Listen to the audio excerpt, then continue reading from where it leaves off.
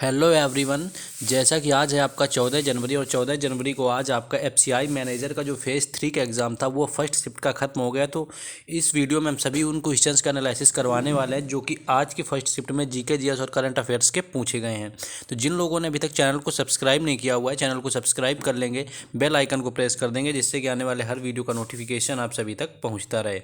साथ ही साथ पीडीएफ को अगर लेना है आपको, तब हमारे टेलीग्राम चैनल से जुड़ सकते हैं, जो किसी चैनल के नाम से आपको टेलीग्राम में मिल जाएगा, या फिर लिंक आपको डिस्क्रिप्शन में दिया हुआ है, वहाँ से भी जाकर के आप कनेक्ट हो सकते हो। चलिए बिना टाइम वेस्ट किए देखते हैं आज कौन कौन से क्वेश्चन पूछे गए थे, लेकिन उससे पहले आपको वीडियो को लाइक और चैनल को सब्सक्राइब कर देना है।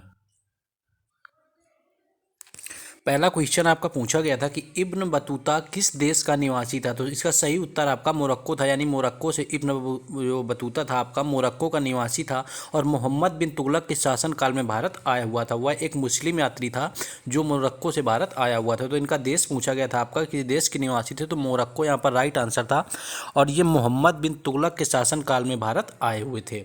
नेक्स्ट क्वेश्चन आपका पूछा गया था कि दूध से पनीर बनाने की प्रक्रिया को क्या कहा जाता है। तो घी अथवा मक्खन निकालते हुए दूध से भी घी रहित पनीर बनाया जाता है, यानी कि आप इसके बात करें कि इसको कौन सा भाग कहा जाता है, तो विशेष ताप पर नमी की दशा में किण्वन क्रिया के लिए रख दिया जाता है। किण्वन क्रिया के बाद जो आपका बन जाता है, रख दिया जाता है, इस क्रिया को पनीर का पकाना कहते हैं। तो आपको किण्वन क्रिया यहाँ पर राइट आंसर था। नेक्स्ट क्वेश्चन आपका पूछा गया था, नेक्स्ट था आपका कि महात्मा गांधी जी के माता का क्या नाम था। तो यहाँ पर आपके महात्मा गांधी की माता का नाम पूछा गया था।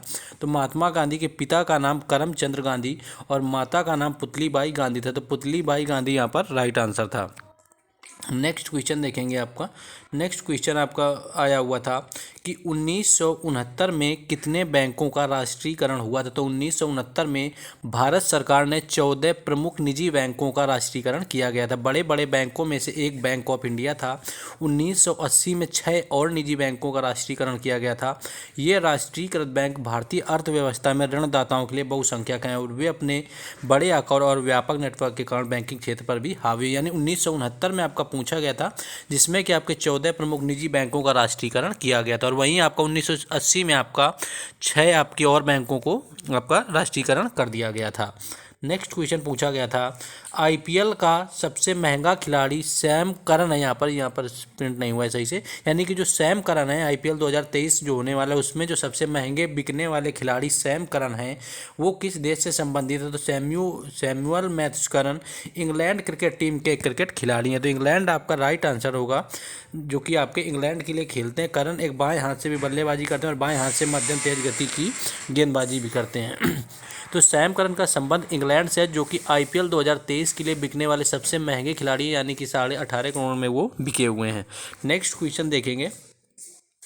नेक्स्ट आपका पूछ लिया गया था वेवलेंथ, यानी कि आपका लैम्डा का साइन पूछा गया था कि जो आपका लैम्डा होता है उसका साइन क्या होता है, वो किस तरह से आपका बनता है। तो लैम्डा ये आपका होता है, यानी लैम्डा का साइन उल्टे वाई के जैसे होता है, यानी उल्टे वाई को अगर आप उल्टा करेंगे तो वो वेवलेंथ यानी कि लैम्डा की तरह दिखता है। तो यहाँ पर ये आपका साइन यानी यहाँ पर पूछ लिया गया था। नेक्स्ट क्वेश्चन पूछा गया था कि साहित्य अकादमी पुरस्कार 2022 किसे मिला। तो इस वर्ष हिंदी के प्रसिद्ध कवि बद्री नारायण को साहित्य अकादमी अवार्ड दिया गया है।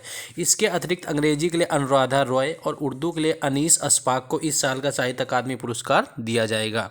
नेक्स्ट क्वेश्चन देखेंगे। नेक्स्ट क्वेश्चन आपका पूछा गया था एरोबैटिक, एक कोई प्लांट आपका पूछा गया था कि एरोबैटिक प्लांट कौन सा होता है, बायोटिक।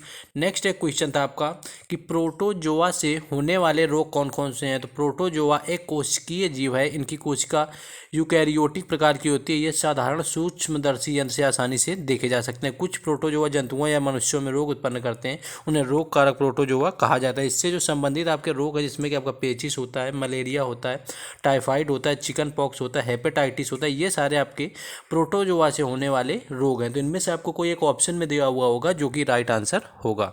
नेक्स्ट क्वेश्चन देखेंगे।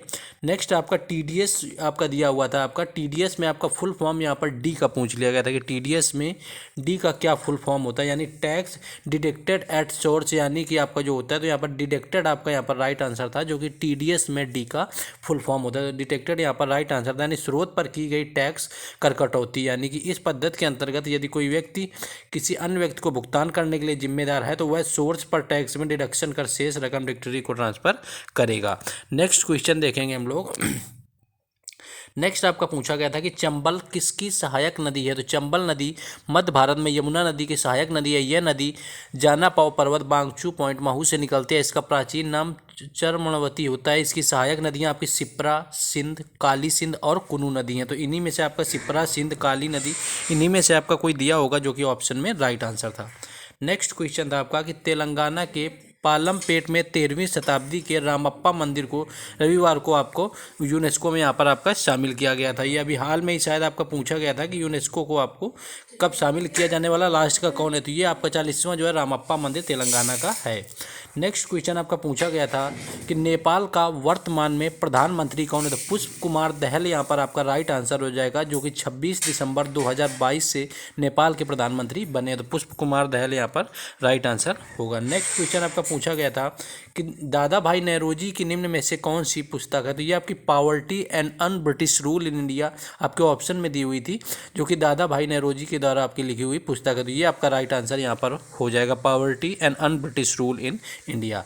नेक्स्ट क्वेश्चन आपका आया हुआ था कि आपको दिए हुए थे ऑप्शन में कि इसमें पूछा गया था कि इनमें से कौन सा धातु नहीं है, विच आर नॉन मेटल आपका पूछा गया था। तो ऑप्शन वहाँ पर नहीं मिल पाएंगे। ऑप्शन कौन कौन से दिए हुए थे कि कौन से आपके यहाँ पर धातु नहीं है, नॉन मेटल पूछे गए थे। जिसमें कि बात करें तो carbon, nitrogen, oxygen, phosphorus, sulphur, silicon, boron, tellurium, selenium, ये आपके जो होते हैं ये आपके नॉन मेटल के अंतर्गत आते हैं।